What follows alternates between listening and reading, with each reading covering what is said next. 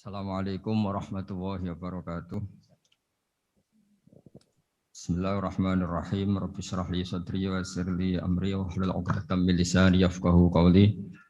Allahumma shalli wa sallim wa barik ala sayyidina Maulana Muhammadin wa ala alihi wa sahbihi ajmain. Amma ba'du. Sebelum kita cerita Isra Mi'raj dan inspirasi dari Isra Mi'raj, saya akan memberi analogi ya. Analogi ini akan menolong secara ilmu tauhid, ilmu mengesahkan Allah Subhanahu wa taala. Dan ini menjadi pokok ya dalam pengajaran tauhid. Ini mohon maaf kalau terpaksa saya ngaji model dulu lah, model pesantren ya. Tapi tanpa ngurangi rasa hormat, tanpa ngurangi rasa empati, rasa takdim saya. Teman-teman yang saya hormati semua, karena di sini banyak santri-santri muda. Hubungan kita dengan Allah Subhanahu wa taala yang serba kuasa, yang maha kuasa, yang serba bisa. Tadi dikatakan Bu Menteri bisa apa saja kun fayakun, kalau Allah sudah mentitahkan pasti terjadi. Itu kira-kira seperti ini. Saya ini bawa cincin dari besi mungkin atau dari apa itu? Ya besi lah atau perak. Yang jelas tidak emas ini karena saya cowok. Yang jelas tidak emas. Saya bawa kertas. Kalau Anda saya tanya, kertas ini sama cincin kuat mana? Pasti akan menjawab kuat cincin, karena materinya dari besi. Jawaban itu benar, tapi harus ditambahkan secara materi itu kuat cincin ketimbang kertas. Tapi Anda salah, harusnya menjawab ya terserah Gus Bahak, karena yang megang itu Gus Bahak. Karena bisa saja saya punya rencana menghancurkan cincin ini, sementara saya punya rencana mengabadikan kertas ini. Kira-kira gitu hubungan manusia dan Allah Subhanahu wa taala. Jadi hal yang kita kira abadi karena materinya kuat, ternyata Allah punya rencana menghancurkan. Sementara yang kita kira lemah atau rentan atau apalah, ternyata Allah punya rencana mengabadikan. Di sini kemudian istilahnya orang-orang tasawuf, wa tafwidil umur ila mudabbiriha. Kita sebagai manusia menyerahkan urusan pada pengaturnya, pada yang punya. Bukan wilayah kita mengatakan cincin ini lebih kuat ketimbang atau lebih abadi ketimbang kertas. Karena saya punya rencana menghancurkan cincin, tapi ingin mengabadikan apa? Kertas.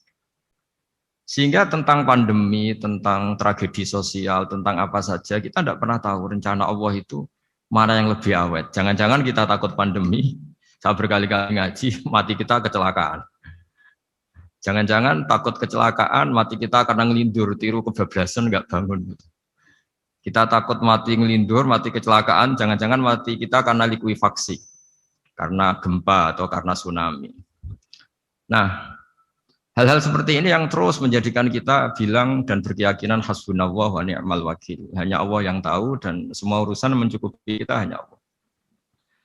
Tadi kata Bu Menteri kita akan menghadapi ini dengan ilmu pengetahuan dan pengalaman. Oke, saya sangat setuju itu. Tapi lagi-lagi bangsa ini dan seluruh tren dunia itu kalau misalnya baru tsunami ya semua orang ramai ketakutannya pada tsunami. Ilmuwan berteori bahwa tsunami siklusnya sekian tahun per sekian tahun. Nanti pas gempa juga gitu, pas likuifaksi juga gitu. Nanti kalau mudik mungkin ketakutan orang sama kemacetan sama macam-macam lah. Takut kecelakaan laka di jalan dan sebagainya. Sehingga sebelum ngaji ini lebih jauh, pastikan bahwa tidak dalam wilayah kita mengatakan bahwa cincin ini lebih abadi, lebih awet ketimbang kertas. Tapi kita harus menjawab secara materi, cincin itu lebih awet ketimbang kertas. Tapi secara hakikat ya terserah yang mengendalikan, terserah yang punya, rencananya apa. Nah, di sini pentingnya ngaji. Karena dari ngaji itu kita akan kembali ke ma'rifatullah, ngerti Allah yang sebenarnya. Sebab itu di surat Isra disebut pada akhirnya ngaji itu apa? Subhanalladzi asra bi 'abdihi lailam minal masjidil haram ilal masjidil aqsa alladzi barakna haulahu. Tujuan akhirnya linuriyahu min ayatina. Bahwa Mi'raj itu hanya bagian kecil yang dingertikan kita betapa dahsyatnya kekuasaan Allah Subhanahu wa taala. Betapa tidak terbatasnya kemampuan dan kebisaan dan kudrahnya Allah Subhanahu wa taala. Makanya masih dikatakan min ayatina, itu masih sebagian kecil dari ayat-ayatku kata Allah. Lalu dalam surat Kahfi diterangkan, ketika orang kagum dengan Ashabul Kahfi yang bisa hidup tidur dalam keadaan hidup 309 tahun atau Masehinya 300 tahun, kalau Hijriahnya 309 tahun.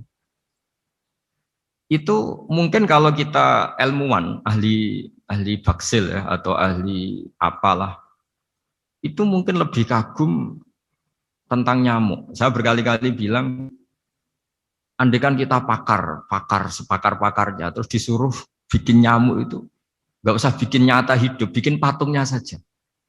Nyamuk itu sekecil itu, kemudian punya jantung, jantungnya punya urat, uratnya punya kuman, kumannya juga punya urat. Bayangkan saja sudah tidak bisa. Sehingga ketika orang tak kagum sama Ashabul Kahfi, kata Allah, am hasibta anna ashabal kahfi warraqi kanu min ayatina ajaba. Apa kamu kagum tentang Ashabul Kahfi dan batu-batu yang dipahat di situ? Bukankah dalam kekuasaan kami ada yang selalu menakjubkan? Artinya, andaikan kita ilmuwan tentang embriologi, tentang hewan, tentang kuman, mungkin cerita tentang nyamuk itu lebih dahsyat ketimbang tidurnya Ashabul Kahfi yang 309 tahun. Karena kemampuan Allah menciptakan nyamuk yang kecil, sangat kecil, super kecil, kemudian kecil itu ya punya jantung tentu lebih kecil lagi, belum uratnya jantung itu, belum nyamuk juga di dalamnya menyimpan calon-calon keturunannya, kayak apa kecilnya lagi.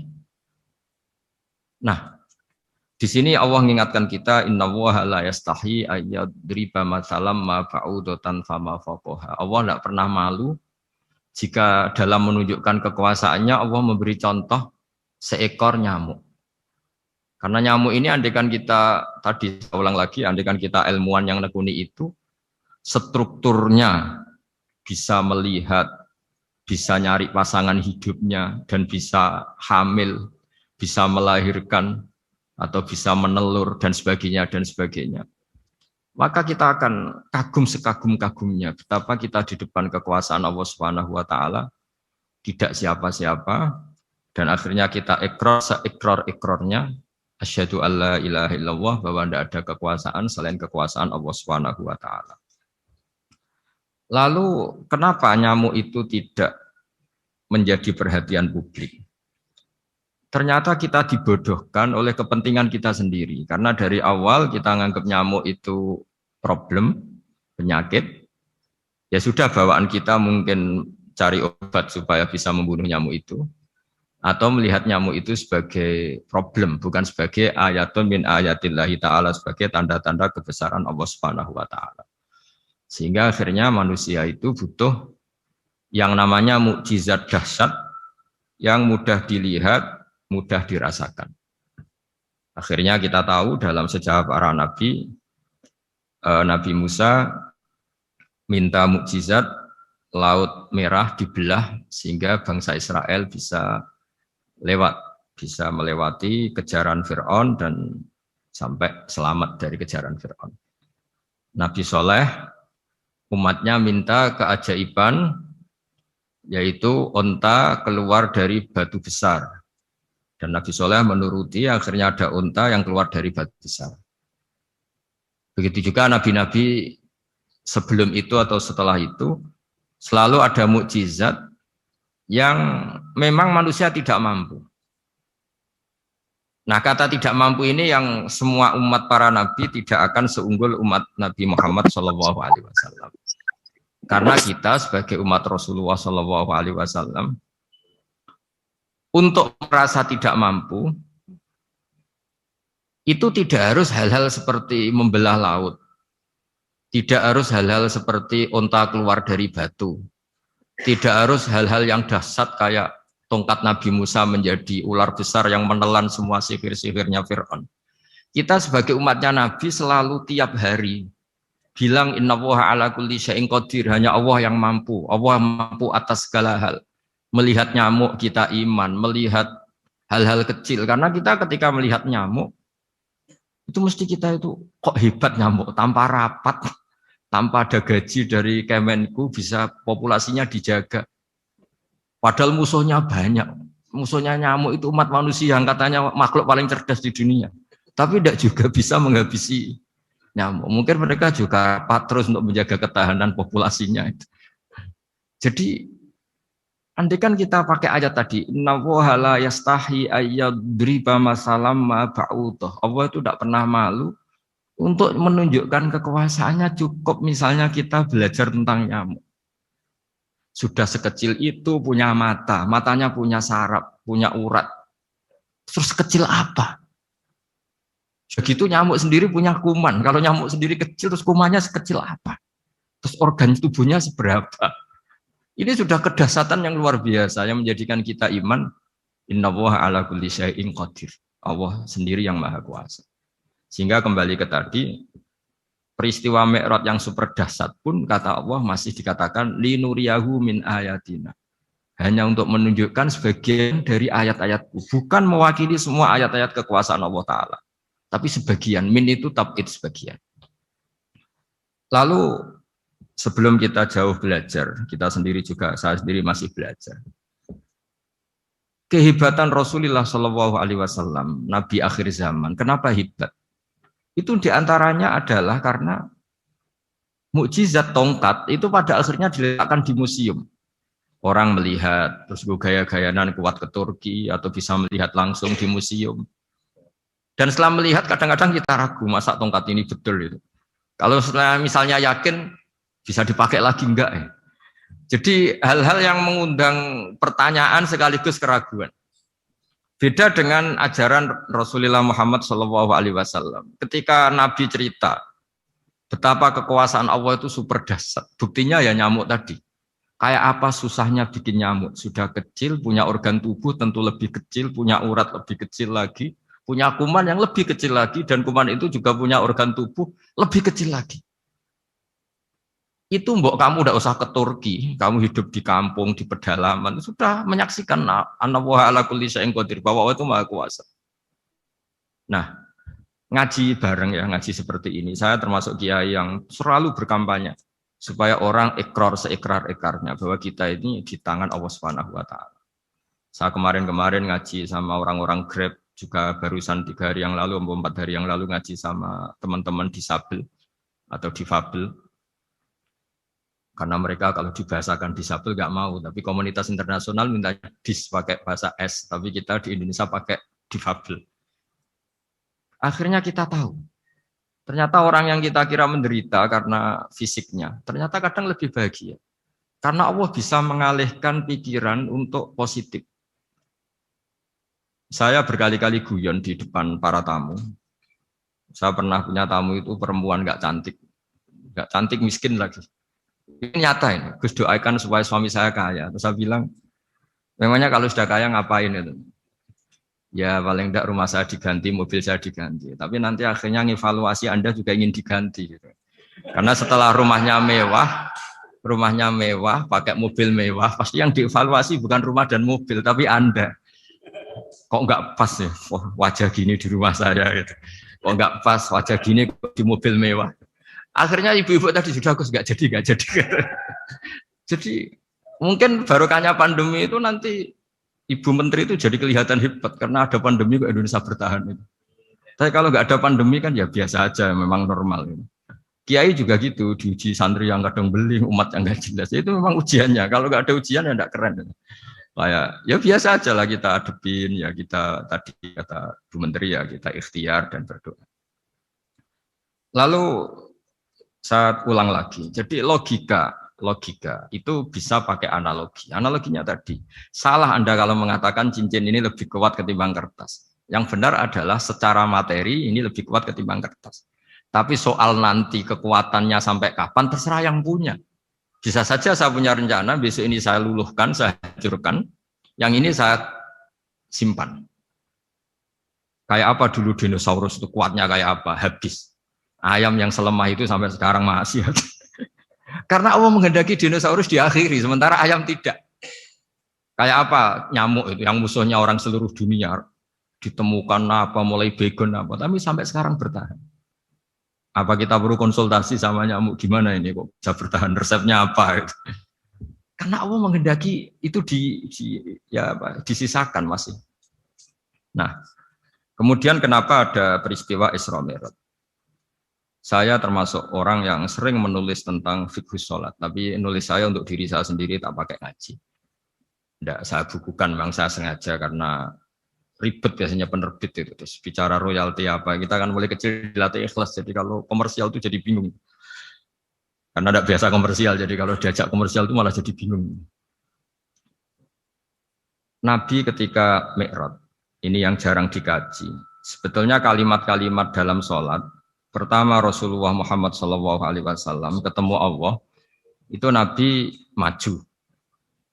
Maju ini Jibril sebenarnya mau ikut. Karena Nabi bilang, ya Jibril jangan tinggalkan saya sendiri. Terus kata malaikat Jibril, sudah makam saya sampai sini, kelas saya sampai sini aja. Enggak, kamu harus nemani saya. Ketika memaksa nemanin, beliau tidak kuat. Di beberapa rawat jelaskan sampai beliau pingsan, sampai beliau tidak sadar. Akhirnya terus ada ayat, wa ma minna illa lahu maqamun ma'lum. Kita punya kelas tertentu yang enggak levelnya sampai sana. Akhirnya Nabi masuk wilayah itu, area itu, dan Nabi ngendikan at-tahiyatul mubarakatus sholawatut thayyibatulillah. Kira-kira maknanya semua kehormatan, semua kebaikan, semua yang bersembah suci itu milik Allah Ta'ala. Lalu Allah menjawab, assalamu alayka ayyuhan nabiyyu wa rahmatullahi wa barakatuh. Bahwa kamu Muhammad mendapat salam dari saya, mendapat semua kehormatan, semua keselamatan. Kemudian Nabi itu karena sebagai hamba yang tidak egois, tidak ingin kalau nikmat dirasakan sendiri, tidak ingin kalau sedang senang beliau sendiri yang merasakan, beliau ngendikan assalamu alayna wa ala ibadillahi sholihin. Ya Allah tolong bahwa status selamat itu tidak hanya milik saya, tapi milik siapa saja yang soleh. Soleh itu ya sesuai kelas masing-masing. Setelah itu para malaikat melihat kebaikan Nabi yang seperti ini, melihat mentalnya atau keinginannya yang luar biasa untuk baik kepada semua orang, wa ala ibadillahi sholihin. Terus malaikat saat itu rame-rame bersaksi asyhadu alla ilaha illallah wa asyhadu anna muhammadar rasulullah. Catatannya apa di sini? Bahwa ternyata kesaksian tentang syahadat itu dimulai rasa tidak egois. Merasa bahwa rahmat ini harus dirasakan semua orang. Wa ma arsalnaka illa rahmatan lil alamin. Jadi rahmat ini harus dirasakan banyak orang. Kita tahu misalnya Islam melarang narkoba misalnya. Memang narkoba itu mengganggu. Hampir semua kecelakaan rata-rata faktor supir itu narkoba. Begitu juga pembunuhan yang sadis, rata-rata efek dari pengaruh narkoba. Sehingga Islam keras sekali tentang narkoba. Dan alhamdulillah di Indonesia ditangani BNN yang sangat serius melawan narkoba. Nah, keputusan Islam melarang narkoba itu keputusan yang luar biasa, yang menjadi berkah bagi semua. Begitu juga keputusan Islam tentang melarang zina, melarang perbudakan, melarang penipuan. Dan Islam mendukung misalnya gerakan nikah, gerakan adil, gerakan keseimbangan dan kemanusiaan. Sehingga agama ini akan dinikmati siapa saja karena ajarannya. Lalu agama ini bisa nikmat, itu solusinya gampang menurut Rasulullah, yaitu sholat. Nabi itu kalau pusing menghadapi banyak hal, itu pasti keluar masuk, terus tanya sama istrinya, kapan waktunya sholat? Kapan Bilal datang? Dulu kalau mau waktu sholat, Bilal datang, ngetok pintu Nabi, ya Rasulullah sekarang waktunya sholat. Itu Nabi membahasakan sholat itu unik, ini tentang Mi'raj ya, karena hasilnya ya sholat tadi. Arikhna ya Bilal. Arikhna itu tolonglah bikin nyaman saya dengan sholat. Sebelum kita belajar sholat secara serius, gampang. Kalau kita misalnya menteri, atau kita ajudan, atau kita apa, kayak apa asiknya kita kalau ngomong-ngomong sama presiden, bercengkrama dengan presiden, atau dengan menteri, atau dengan kiai, dengan atasan. Sholat itu media di mana kita asik dengan Allah Ta'ala. Kalau kita bisa asik dengan atasan yang manusia, apalagi ini asik dengan Allah Subhanahu wa Ta'ala. Sehingga kita harus malu kalau sholat tidak asik. Kita ketemu orang yang kita hormati saja asik, masa ini ketemu Allah Ta'ala tidak asik. Sehingga dulu bawaannya orang dulu itu kalau sholat untuk tidak cepat itu harus diperintah. Dulu para nabi, para sahabat kalau sholat itu lama-lama. Sehingga sampai Nabi yang turun tangan, wahai para sahabatku, kalau kamu jadi imam jangan lama-lama. Karena dulu semua orang itu penikmat sholat. Sehingga untuk tidak lama itu nunggu diperintah. Kalau kamu jadi imam jangan lama-lama, kasihan makmumnya itu. Nah sekarang alhamdulillah tanpa dilarang sudah cepat semua. Ini sudah ada kemajuan, ini sudah maju sekali ini, nggak usah dilarang sudah cepat. Dulu itu saking asiknya orang sholat. Untuk supaya agak cepat itu harus ada perintah dari Nabi. Kalau kamu jadi imam jangan lama-lama. Nah kita kalau sedang pas baiklah, pas waras lah kira-kira gitu. Kalau bahasa orang Pantura, saya ini orang Pantura, jadi kalau ngomong lebih keras, lebih vulgar. Normalnya orang sholat itu tidak bisa ngakhiri. Normalnya, saya ulang lagi, normalnya orang sholat itu tidak bisa ngakhiri karena ketemu zat yang kita cintai. Kita kalau ketemu orang yang kita hormati, yang kita cintai itu nggak bisa ngakhiri. Misalnya mungkin anak muda, contohnya ketemu pacar tidak bisa ngakhiri. Kita kangen sama temen, jagung tidak bisa ngakhiri karena asik. Nah ini ketemu Allah yang dipuja-puja, dipuji-puji, kemudian cepat ingin ngakhiri. Jadi ini kita agak aneh. Makanya orang sholat itu tidak bisa ngakhiri. Dan itu normal. Sehingga dulu ketika Sayyidina Umar itu ditikam sama satu benda yang kayak pancing itu. Panah itu kan kayak pancing ya. Jadi kalau masuk cepat tapi nariknya susah. Karena ada grendelnya. Itu tiap ditarik sakit, tiap ditarik sakit.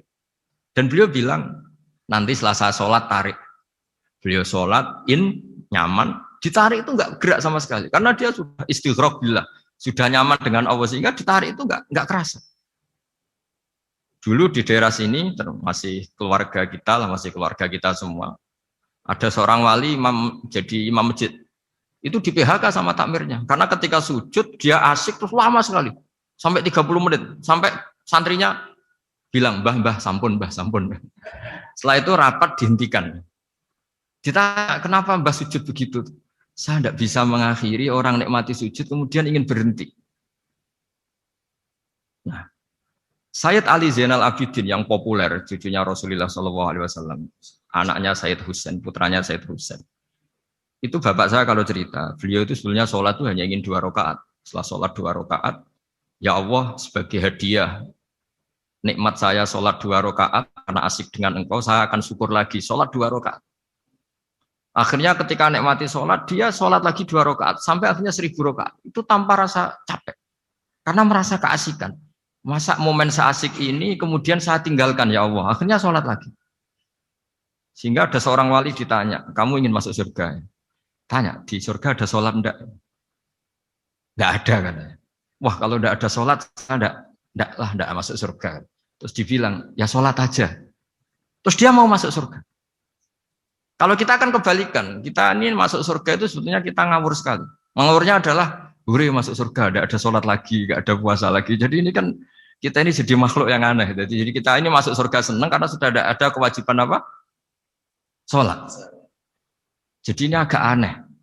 Sesuatu yang menjadikan kita masuk surga, tapi sesuatu yang kita benci setelah masuk surga. Asiklah di surga karena tidak ada sholat.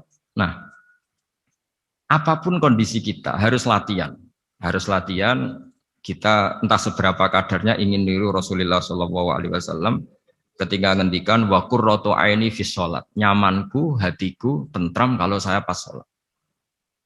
Sehingga tadi sudah saya katakan tadi, dulu itu untuk menghentikan sholat itu susah, sampai Rasulullah sendiri yang merintahkan, hei para imam kalau sholat jangan lama-lama.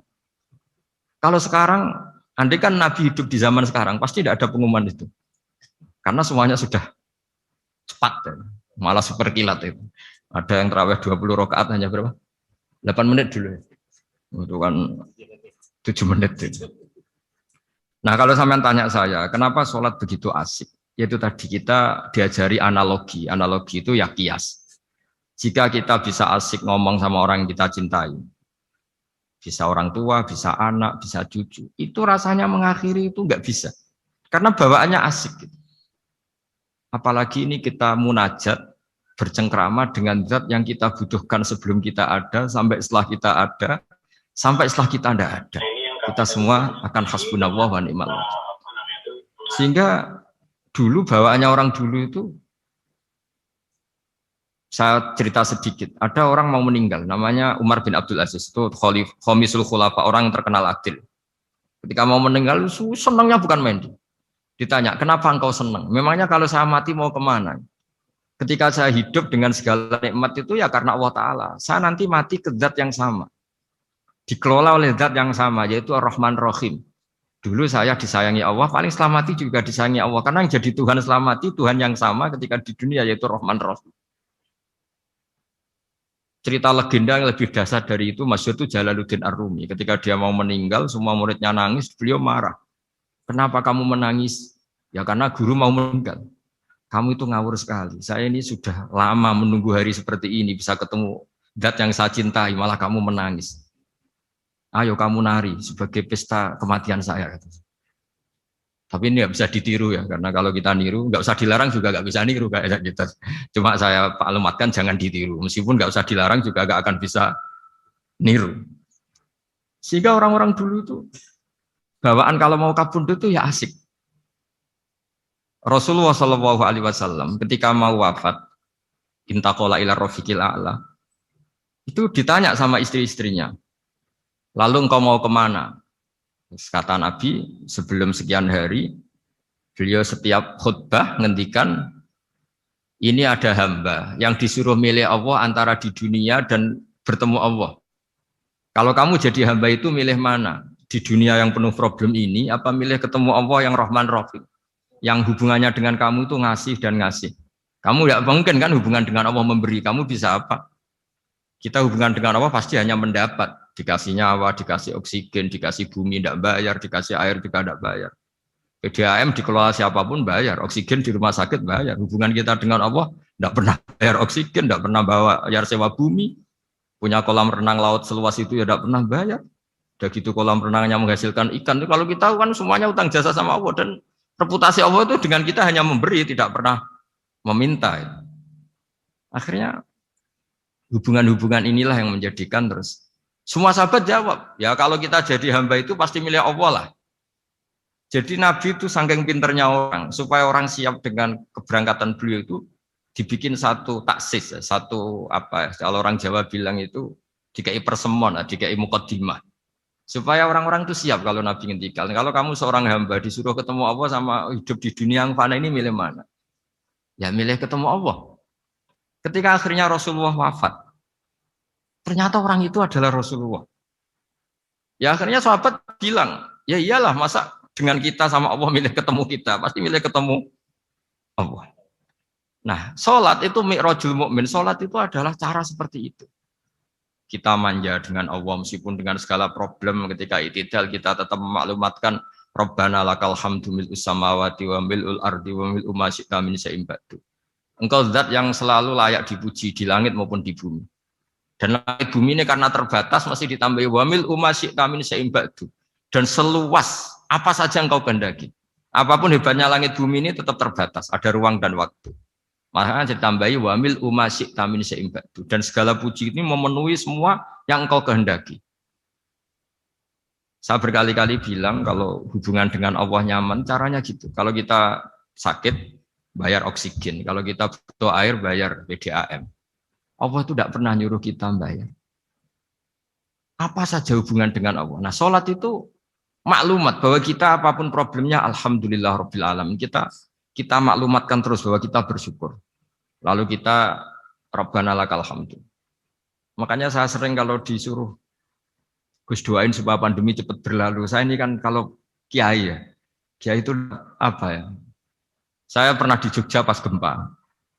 Ya orang-orang ya susah. Saya ini caranya susah saja sampai tidak tahu, karena bukan karena sombong ya, karena ya mau apa gitu. Memang nggak bisa apa-apa kan kita manusia.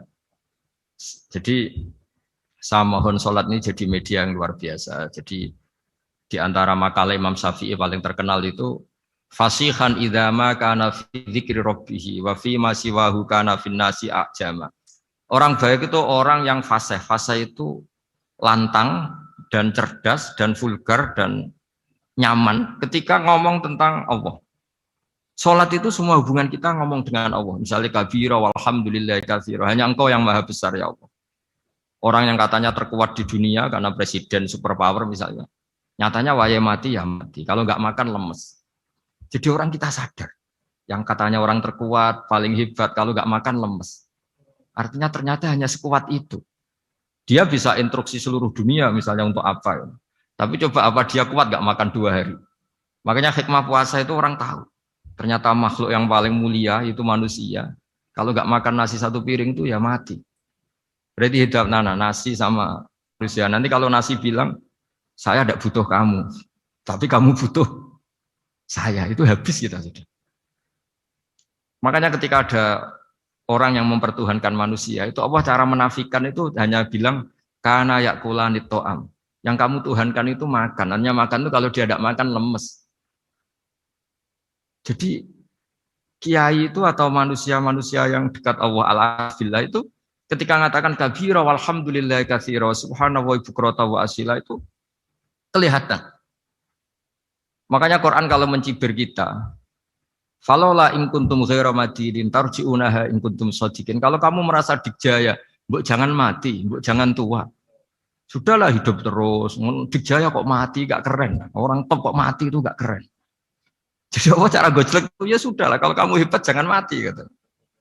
Nah, sholat tuh mengingatkan itu terus. Sampai kita bilang inna sholati wa nusuki wa mahyaya wa mamati lillahi rabbil alamin. Gusti, saat ini saya ikrarkan hidupku, matiku semuanya terserah Engkau. Nah, lagi-lagi tadi ketika kita bilang cincin ini lebih kuat ketimbang kertas, Anda salah. Karena itu hanya secara materi. Kuat tidaknya terserah yang mengendalikan. Karena saya punya rencana menghancurkan cincin ini, besok mau saya lebur, sementara saya mau mengabadikan kertas ini. Nah, disinilah terus kita diajari misalnya di surat Yasin yang populer, Allah itu siapa? Allah itu subhanalladzi biyadihi malakutu kulli syai'at yang mengendalikan semua sesuatu. Makanya sholat itu menjadi penting. Saya sendiri termasuk orang yang jarang imami ya, saya selalu jadi makmum. Jadi andaikan Mas Zakaria di sini saya juga makmum. Cuma keren saya kayaknya meskipun saya makmum. Karena saya kalau makmum itu bisa ingat Allah terus. Kalau imam itu enggak jaga image. Karena malu kan. Misalnya di masjid kementerian terus sholatnya kok cepet nanti dikira enggak ustadz betulan itu. Kalau ulama ternyata banyak urusan jadi banyak berpikir gitu. Tapi alhamdulillah ini barokahnya ngaji terus apa ya? Ya hasilnya mi'raj itu ya sholat itu. Sholat ini spesial karena tadi saya bayangkan itu di surga gak ada sholat itu ya terus saya wopo itu gak asik. Itu kalau Imam Ghazali itu membarter kita itu begini. Kalau kamu bangga di kasrotin nisa pasangan kamu banyak, itu ayat lebih kuat ketimbang Anda karena 1 hari 1 jam bisa berapa kali. Kalau Anda bangga bisa makan itu kerbau itu makannya lebih banyak. Nah, kalau Anda bangga atas pengaruh itu tawon itu, ratu tawon itu pengaruhnya lebih besar ketimbang Anda. Dia diam di rumah tapi anak buahnya loyalnya kayak gitu. Artinya kalau manusia bangga itu apa? Ya dengan sholat tadi. Ini karena satu ibadah yang nggak tertandingi oleh makhluk yang lain. Apalagi dalam sholat itu ada semua gerakan yang mewakili semua ibadahnya malaikat. Malaikat itu ada yang ibadahnya berdiri terus. Ada yang rukuk terus, ada yang sujud terus. Dan sholat itu mewakili semua itu. Juga mewakili sosial, karena setelah sholat kita bilang Assalamualaikum warahmatullahi wabarakatuh. Bahwa keselamatan ada di kanan dan kiri. Nah, oke ya, itu sakralnya Mi'raj. Tapi di balik Mi'raj itu ada hal-hal yang manusiawi. Dan ini yang terjadi di dunia. Ketika Rasulullah melangkai makamnya Nabi Musa, makam itu status, ranking lah kalau dalam bahasa Indonesia itu. Kalau bahasa Indonesia itu ribet, makam itu kuburan. Makanya orang Indonesia sering tanya saya, Gus, makamnya Nabi Ibrahim kok batu? Makam yang dekat Ka'bah itu bukan makam dengan makna kuburan, itu tempat yang dipakai Nabi Ibrahim membangun apa? Ka'bah. Cara Jawa pancatan itu. Nabi Musa itu gak terima, komplain sama Allah. Ya Allah, ini lebih junior ketimbang saya. Kenapa makamnya melangkai saya? Ini tidak fair. Jadi di mana-mana manusia itu kalau disalib junior itu ya tidak terima. Ya ada manusianya. Terus ditanya sama malaikat Jibril, kenapa kamu gak terima? Ini orang Israel, kadung ngira saya ini nabi paling top. Ini kalau sampai konangan saya kalah sama Muhammad tuh malu saya kata. Jadi artinya ya ada sisi manusia. Itu ada kitabnya. Terus Ya tapi memang Nabi Muhammad lebih top ketimbang kamu. Memang dia Nabi pilihan, Sayyidul Awalin wal Akhirin. Oke, kalau saya kalah dengan dia nggak apa-apa. Tapi umatnya jangan ya. Maksudnya umatnya bangsa Israel harus lebih top ketimbang kita. Makanya orang Israel sampai sekarang begitu itu ya memang ada sanatnya, nggak mau kalah. Karena usulnya Nabi Musa memang nggak boleh kalah. Terus kata Allah, ya tidak bisa. Memang yang paling top tetap umatnya Muhammad, bukan umat kamu. Tetap kamu kalah. Sehingga setelah kalah dan menang itu kita terus tidak tahu. Misalnya begini ya, penemu komputer atau penemu mobil sama yang beli mobil itu hebat mana? Kalau bicara keilmuan ya hebat penemunya. Tapi kalau bicara kapitalistik, udah bikinkan mobil yang mewah gini-gini. Nanti tanggal ini jadi ya. Hebat mana yang nyuruh sama yang disuruh? Kalau logikanya pakai gitu. Hebat mana yang nyuruh sama yang disuruh? Artinya kamu milih jadi mana? Penemu mobil, hebat kan? Tapi terus sama orang kaya diminta, bikinkan ini, speknya seperti ini, selesai gini. Hebat mana? Nyuruh sama disuruh? Menyuruh. Tapi yang nyuruh tidak bisa bikin mobil, yang disuruh bisa. Pinter mana? Pinter yang disuruh.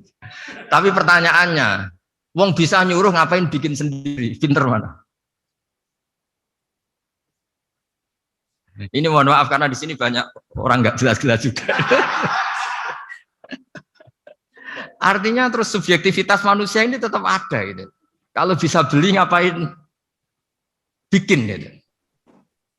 Tapi kalau bisa bikin ngapain beli. Nah mungkin perdebatan di kementerian atau di yayasan atau di kampung-kampung atau di apa mesti begitu. Dan itu di Mi'raj juga digambarkan bahwa antar nabi ini ya ada kompetisi, wa fi dzalika falyatanafasil mutanafisun. Tapi bedanya nabi dengan kita itu satu. Nabi itu kalau keliru dengan tanda petik, nabi itu kalau keliru itu jadi berkah. Itu bedanya kita. Kalau kita keliru kan keliru betul. Kalau nabi itu tidak, kelirunya itu jadi berkah. Ini saya punya dua contoh kalau boleh dibahasakan ya, kekeliruan nabi atau dengan tanda kutip kekeliruan nabi. Tapi saya ulang lagi dengan tanda kutip. Nabi Musa itu ketika Nabi Muhammad ditanya, kenapa kamu dipanggil jauh-jauh? Disuruh sholat 50 rakaat. Nabi Ibrahim nggak komplain, karena beliau Nabi yang baik. Semua Nabi nggak komplain, kecuali Nabi Musa. Kata Nabi Musa, jangan Muhammad, kebanyakan itu. Bilang ke Allah supaya di diskon. Nabi kembali sama Allah, ya sudah tak kurangi 5. Turun lagi, masih berapa? 45. Masih kurang. Itu sampai 9 kali, akhirnya terkurangi berapa? 45 rakaat. Itu Nabi Musa masih bilang, udah minta lagi keringanan. Itu kalau diruti nggak jadi sholat kan? Kalau satu lagi kan masih terus hilang itu kewajiban sholat. Nah, Nabi Musa sebetulnya itu bukan karena kasihan kita, bukan dia nggak empati dengan kita. Beliau nggak empati sama kita, tapi gara-gara Muhammad, umatku yang lebih kuat, lebih ganteng aja nggak mampu melakukan sholat 50 rakaat, apalagi umatmu. Dia memang orang Israel kan ganteng-ganteng, kuat-kuat, jadi dia pede. Umatku yang lebih keren, lebih ganteng saja gak kuat, apalagi umatmu. Jadi sebetulnya dia minta keringanan itu karena corong Jawa ngeprekno kita, menyepelekan kita bahwa makanya saya ingin memberitahu Nabi Musa kalau ada umatnya Rasulullah yang namanya Sayyid Ali Zainal Abidin yang satu hari sholat 1000 rakaat. Jadi nanti kalau ketemu Nabi Musa, ini 50 aja, ini kuatnya malah 1000. Nah akhirnya, tapi barokahnya Nabi Musa yang sentimen ini, sholat gak jadi 50, tapi 5. Itu bedanya Nabi sama kita. Ada contoh yang lebih ekstrim, kelirunya Nabi itu Nabi Yunus. Nabi Yunus, tapi keliru yang barokah, saya ulang lagi. Nabi Yunus itu memaklumatkan ke masyarakatnya, nanti itu kalau kamu tidak nurut sama saya, ada azab. Anggap saja azab itu hari Kamis. Besok hari apa ya? Besok hari Kamis ya? Besok hari apa? Lupa hari ya. Rebu apa Kamis?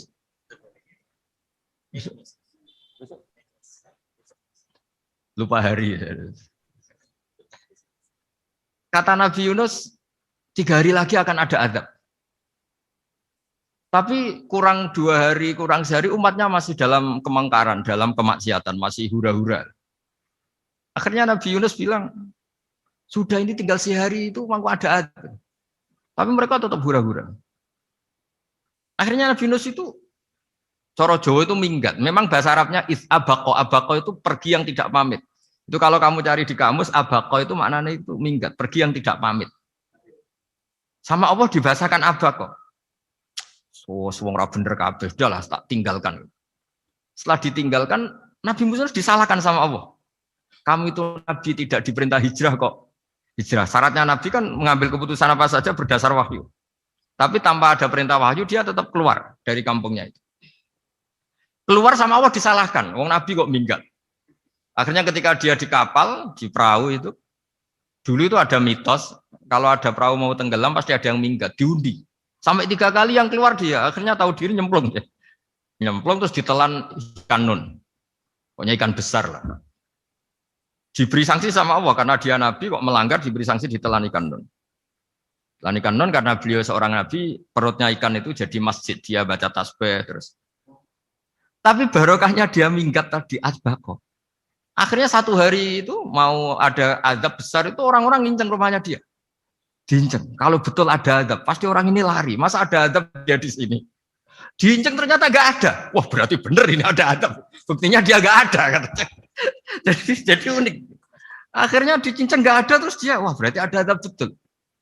Hari itu masyarakatnya tobat semua karena ini ada azab betul. Buktinya Nabi Yunus sudah lari, berarti dia tidak ingin kena. Padahal dia lari itu karena mangkel punya umat yang nggak nurut tadi. Wah sudah. Setelah sekian hari dia cari-cari kabar. Umatku itu kena azab enggak? Ternyata berita yang masuk dulu tidak ada medsos, tidak ada WA. Dulu itu nggak ada itu.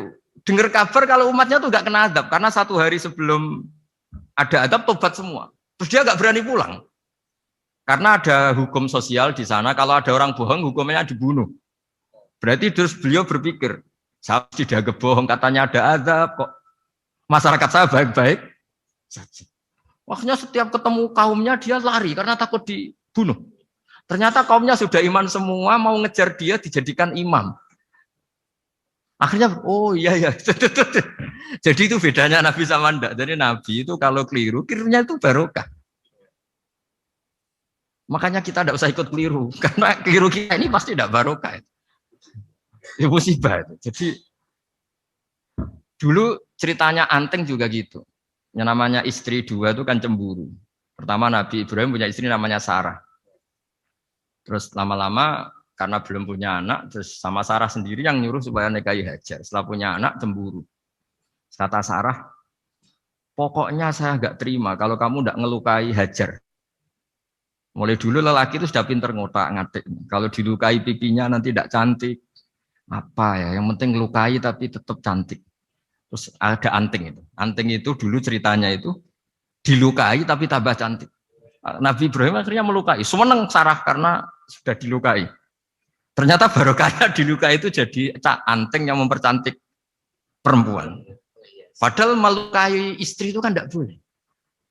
Tapi ini Nabi, ada saja cara yang dipilihkan Allah untuk ya tadi keliru saja barokah. Itu bedanya Nabi sama kita. Makanya disebut mimbabi hasanatil abrar sayyatul muqarrabin. Jadi Nabi sama seperti Nabi Adam. Nabi Adam itu dilarang Allah nggak boleh makan khuldi. Akhirnya makan terus harus hidup di dunia terus jadi dunia seperti ini. Tapi itu menjadikan harapan seluruh dunia bahwa Allah itu maha baik. Ketika ada yang diberi sanksi, tetap diminta tobat dan dianjurkan tobat. Dan Allah berjanji setiap yang tobat pasti diterima. Sehingga terus kita sampai sekarang nggak pernah putus asa karena sudah diberi contoh bahwa bapak kita yang pernah salah dijanjikan tobat dan Allah pasti menerima tobat itu. Jadi ini bedanya kita dengan Nabi. Jadi semoga lewat pengajian ini atau ngaji bareng ini kita tahu lah. Kalau kita ahli astronomi atau ahli meteorik mungkin takut kita kejatuhan meteor. Kalau ahli gempa mungkin takut lempengan kita gini terus gempa. Kalau ahli tsunami takutnya tsunami. Kalau ahli sosial takut chaos. Mungkin yang ahli perbankan takut ras. Jadi kalau nuruti takut ya takut lah. Tapi cobalah kita iman lagi. Tadi kata Bu Menteri sudahlah punya hasbunallah wa ni'mal wakil ya sudah Indonesia pasti akan baik-baik saja dan kita akan selalu berharap dengan kecerdasan dengan ikhtiar tapi kita akan selalu berdoa kepada Allah Subhanahu wa taala. Saya kira demikian dan mohon maaf Monggo berdoa bareng-bareng. Al-Fatihah. Bismillahirrahmanirrahim. Ar-Rahmanir-Rahim. Maliki yaumiddin. Shiratal mustaqim. Shiratal ladzina an'amta 'alaihim ghairil maghdubi 'alaihim waladdallin. Bismillahirrahmanirrahim. Nahmaduka ya wali wa hamidu wa salli wa sallim wa barik ala sayyidina Muhammad wa ala alihi wa barik wa sallam asma'in.